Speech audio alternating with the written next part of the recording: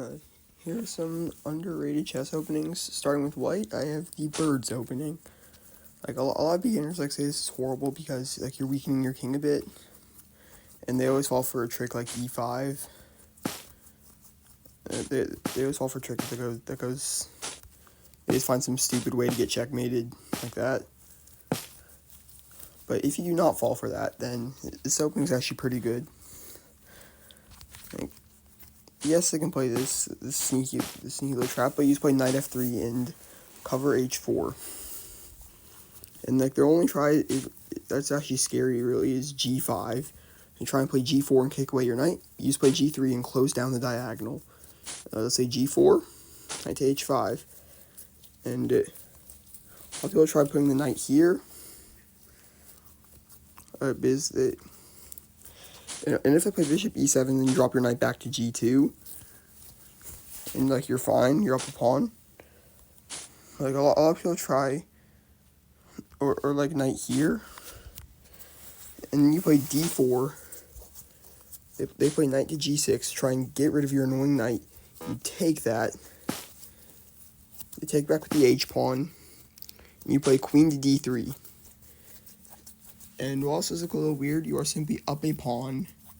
And you're keeping g3 guarded because if you didn't play queen d3, then they could have taken there with a check because it's pinned to the rook. But you're simply up a pawn. And if they don't play e5, then they play d5 instead. You just play knight to f3, your knight goes behind the c-pawn. Let's say black plays something like c5, taking more space in the center, you play e3. And with the moment that you see knight c6, play bishop to b5 immediately. And whenever the bishop is provoked, let's say a6, you take their knight. And then you play bishop b2, and you have extreme control of the central dark squares. Let's say bishop to e7. Oh. Knight f6, because the rook will be trapped if they play bishop e7 immediately. Here you castle, bishop to e7, knight to e5. And white is better. And so like black castles, you can play stuff like rook to f3. Like instead of casting like black defends a pawn. Then you can play d3 because you want to put your knight on d2 to reinforce your other knight. Say bishop d7. Now, like you can play rook f3.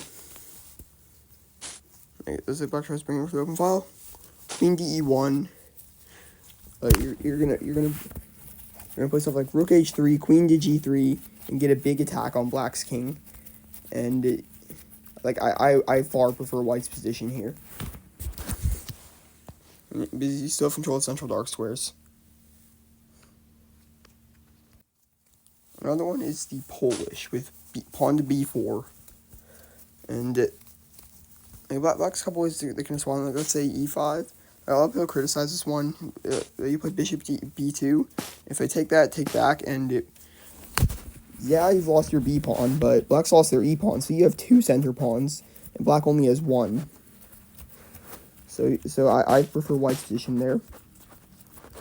And if they don't play e5, and then instead they play something like d5, bishop b2 again, and whenever they attack your pawn, you defend it, and you're just and you have a good solid position, and you can just play moves like a e3, d4, c4, and conquer the queen side. And you have a huge space advantage on the queen side, which will be really helpful later in the game. You can just play knight f3, knight c3, bishop e2 to complete your development, and you're doing good here, despite it looking a bit weird. Like another one, I have the Nimzo Larsen attack with b3. Like all the other ones, it looks really weird, but there's a lot of tricks. Like e5, bishop b2, knight c6 defending, for example, e3, d5, bishop b5. And you're attacking the knight, and it's actually pinned, so e5 is hanging. So black plays bishop d6, you play f4, and you're creating a lot of pressure. Let's say black defends with f6, you play knight f3 and build. So black defends with queen to e7, you play knight f3, Black replies with f6, and black's actually under a lot of pressure. And I like to play a tricky line where you take, and then take again. The computer doesn't like this line. I'll show you why. You take, and then you take it, and the reason the computer doesn't like it is black can move their king over to d8, but that's less than 5% of games. And if they do, you play d4, and their best move is bishop d6. Take it. They take that. You play queen to e2, and after a queen trade, you're fine. And if back here, instead of playing bishop d6, they play this check, then you actually just move your king over to d2. And let's say they take your bishop, you take theirs, and you're up a pawn. And even though your king looks a bit weird, you're actually pretty safe. But most people just capture back. That's when you play this check. The king must move over. You take that, and you're up a pawn, and you have a bit better structure. You're completely winning. And they should move over, but if they play g6, then their rook's actually trapped. They have to give up the knight to save the rook. That's some tricks that can come from this. You just put a lot of pressure on that pawn.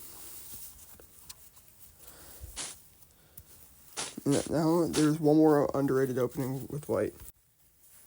Final underrated opening with white comes after e45. The Italian game. This I'm not even attempting to pronounce that. And b4, the Evans Gambit. This is a very aggressive move. Let's say black takes it. This is the most common. You play c3, and black has a few options for the bishop. Let's say bishop to a5. You can play d4 and actually just sacrifice that pawn, and then you can just castle. If they take that again, then you have queen to b3. You can play moves like bishop a3 to keep black's king in the center. You're gonna win back this pawn, and you have a wide attacking. You have a wide open position with a good attacking chances, and your bishops will dominate the board. Right, and let's say black plays queen d7. Then you attack it with bishop to a3, and if d6, then I'm pretty sure you can just play e5, and you take that. Yeah, you take that first, and you're threatening to hop your knight into d5, so black's basically forced to take that. And you take back, g7's hanging, your bishops are a lot stronger, and you have a good attacking game. Now some underrated openings for black. First, I have the Alekhines defense. It looks really weird because white can chase your knight around the board and get a big space advantage like this. But it's actually what you want, and you start just chipping away at white's center, take, knight c6. You target the center with the knights, bishop to e3. This is white's best move. If they play this, then you play this, and their knight's pinned. You're threatening to win a pawn by taking the knight, and white center's under a lot of pressure.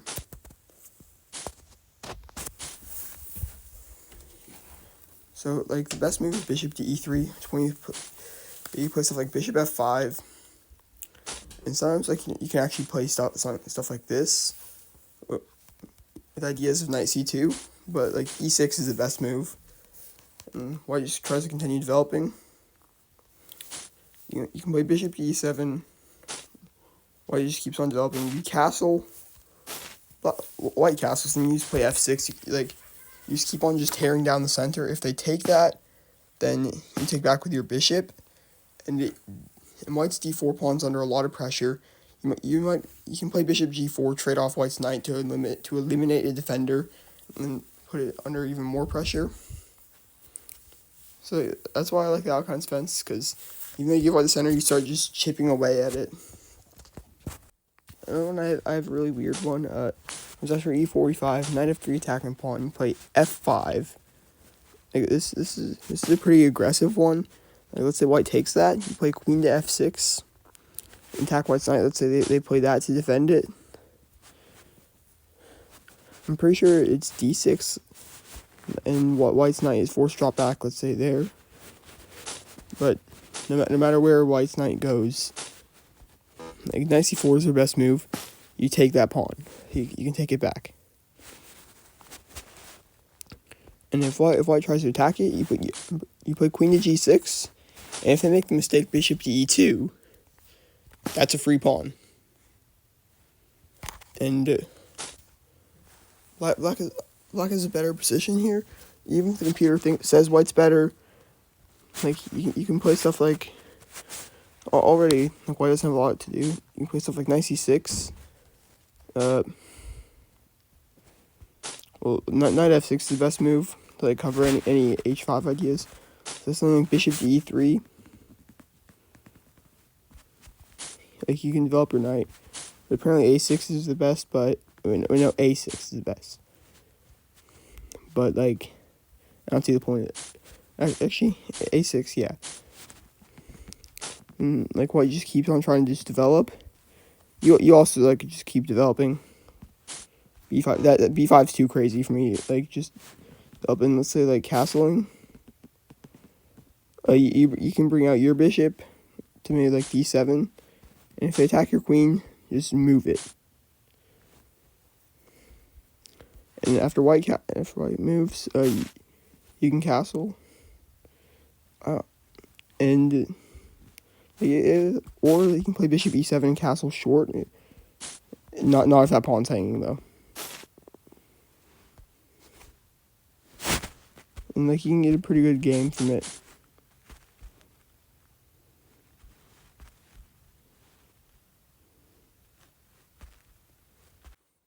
This last one I have a really tricky one.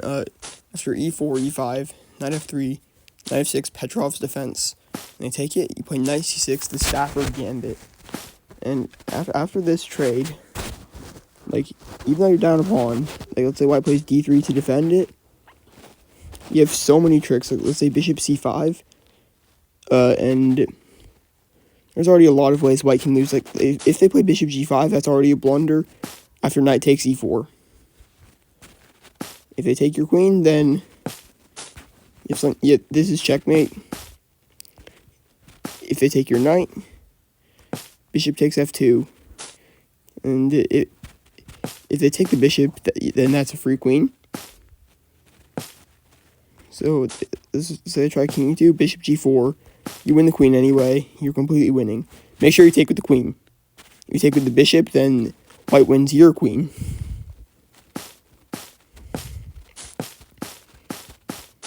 And let's say that after bishop c5, they try like c3 to try and like just slowly build. And why still has to be very careful. I forgot what the move here is, but if white's not careful, then they can fall for a trap. I'm pretty sure like knight takes e4 is yeah. Like c3 falls for a trap because again, same idea. This. Lose the queen.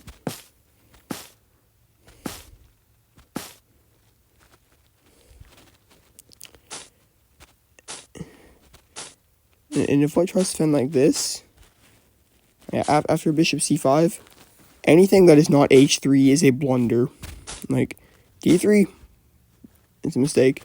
Because knight g4.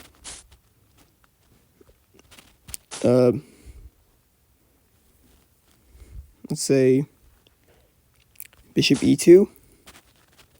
Actually, it's not a blunder, but like I'm pretty sure like white can play something h4, then knight g4, and there's still some aggressive ideas. And if they play something like this, then that is a really bad mistake. As you can play bishop f2, or you can play knight g4, and if they ever castle with your knight on g4, queen to h4 just wins because you're threatening queen takes h2. You're also threatening f2. They have to defend against mate. And then I'm pretty sure this is winning. No, knight f2 is winning. They have to take that, and then after queen takes f2, you're simply up material.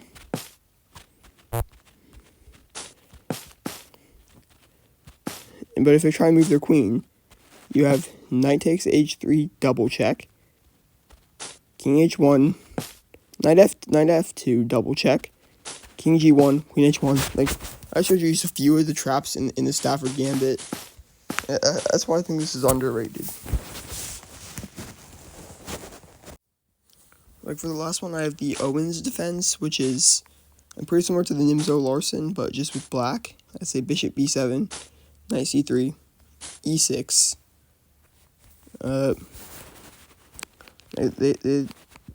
Let's say like they keep on developing with like bishop e3 or something. You have bishop b4. You're pinging a knight, so you're threatening to win. So you're threatening to win this pawn. White plays bishop d3 to defend.